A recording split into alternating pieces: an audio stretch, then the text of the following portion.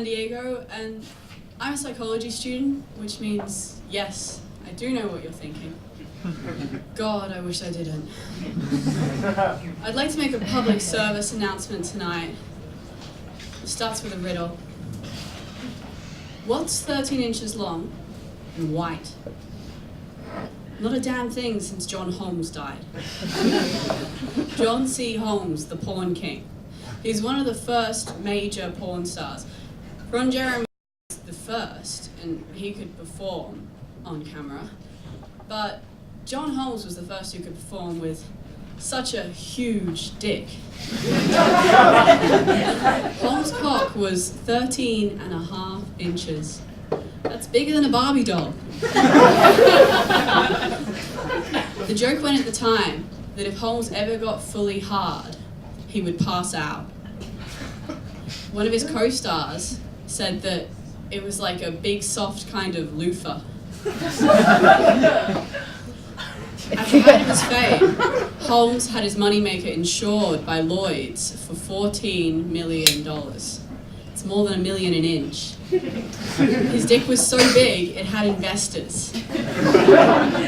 He first found success playing Johnny Wad, a private dick. He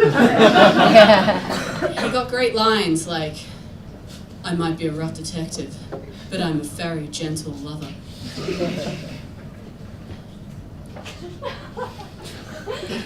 Directors found it hard to get Holmes to work because, despite being a self-confessed sex fiend, living his life dream, he didn't really seem to enjoy making porn.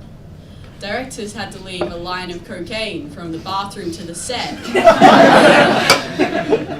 Maybe it was his massive drug habit that kept him from his work, but maybe it was that Holmes didn't really fancy his female co-stars.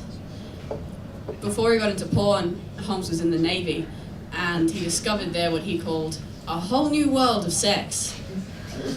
And one of his very last films, which he produced himself, had an all-male cast and was called The Private Pleasures of John C. Holmes. He wanted to make porn until he died, and he did. In 1988, he died of AIDS. And so did everyone else in his gay film. He made 2,000 porn films, fucked 14,000 women, and was a one-man AIDS epidemic. I'm sorry that bit isn't very funny. I've tried really hard, but there are no good jokes about AIDS. When they found out about his AIDS diagnosis in America, Holmes did the rational thing for someone in his position. He went to Europe, where they didn't know yet. His AIDS diagnosis wasn't the only thing he lied about, though.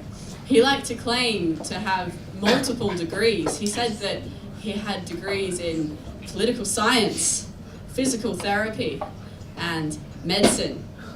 But the truth was that the closest John Holmes ever got to a university was breaking into cars in the UCLA parking lot. I'm sure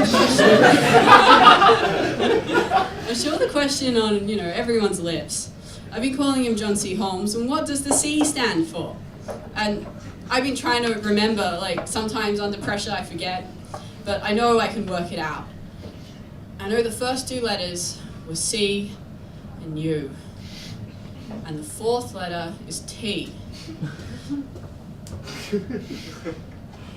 I've got it. I remember now. John Curtis Holmes. Cara Sandiego, thanks very much.